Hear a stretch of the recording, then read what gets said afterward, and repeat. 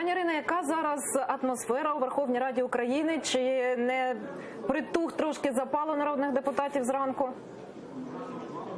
Ні, атмосфера абсолютно робоча. Сьогодні слухаємо ті ініціативи президента, які він пропонує щодо внесення змін до Конституції України, а саме в частині звернення до Конституційного суду з 7 законопроєктів, які підготовив і ініціював президент України Зеленський. А що зараз на порядку денному, які питання обговорюються?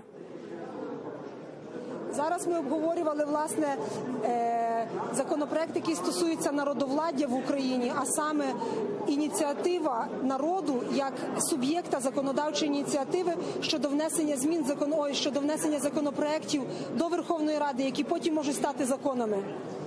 Якщо я не помиляюся, то наступним на порядку денному є питання скорочення кількості народних депутатів до 300.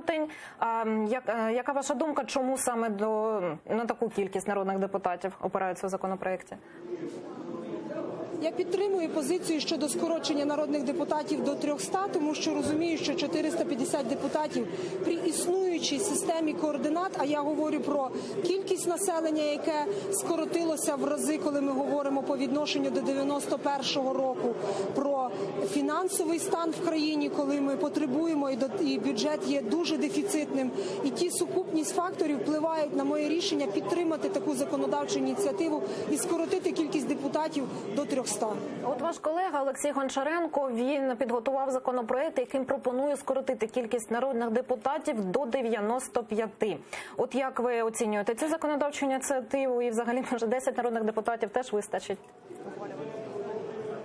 Дякую. Мені видається, пан Гончаренко дуже хоче приміряти лаври або амплуа, яке так часто і густо використовує пан Жириновський в Державній Думі Росії, але він помилився країнами, помилився державами і помилився народом, який дивиться на все це. Перетворювати на фарс абсолютно нормальні речі, які потребують дискусії, обговорення.